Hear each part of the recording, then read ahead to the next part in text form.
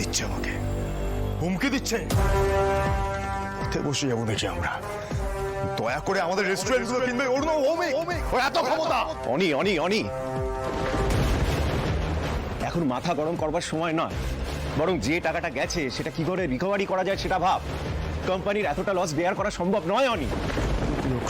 এতগুলো ক্রাইম করার পরও ওর কিচ্ছু হলো না, ও পথে বসতো না, আর আমরা পথে বসে যাবো। আর কিছু করার নেই দাদা ভাই, আর কিচ্ছু করার নেই। এই কি হচ্ছে তোর? আর কোনো আশা নেই দাদা ভাই। এমবাসি, থানা, কেউ কোনো খোঁজ দিতে পারলো না। ওই যে সেদিন তুই আর আমি ওকে এয়ারপোর্টে ছাড়তে গেলাম, ব্যাস 2 বছর আগে ওই যে মানুষটা চলে গেল, আর আর কোনো খোঁজ নেই। ভ্যানিশ হয়ে গেল দাদা ভাই।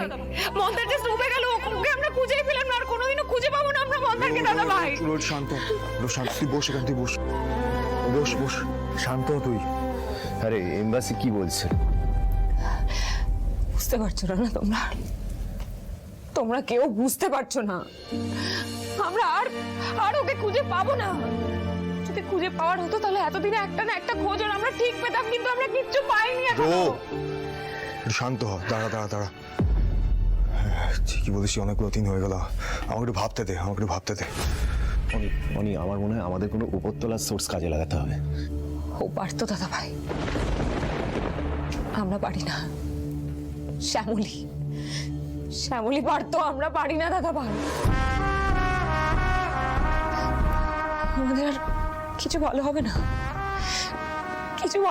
আমাদের আর কিছু ভালো হবে না, কিছু হবে না। থাম, থেমে যা। আমাকে থামালে কি সব ঠিক হয়ে যাবে দাদা ভাই? তুই দেখতে পাচ্ছিস না যে শ্যামলী চলে যাওয়ার পর সবটা কিরকম এলোমেলো হয়ে গেল? শুধু যে তুই আর আমি ভালো নেই তা তো নয়, আমাদের পুরো জোড়া বাড়ি ছন্ন ছাড়া হয়ে গেছে। শ্যামলী চলে গেছে, আমাদের বাড়ির লক্ষ্মী চলে গেছে। রোহিণী থামো, অনেকক্ষণ ধরে বলছি চুপ করতে।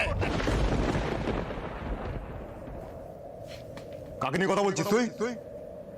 যে রাত্রে অন্ধকারে পালিয়ে যায়? আরে কোন রূপ কথা নিয়ে বেঁচে আছিস তুই এখনো?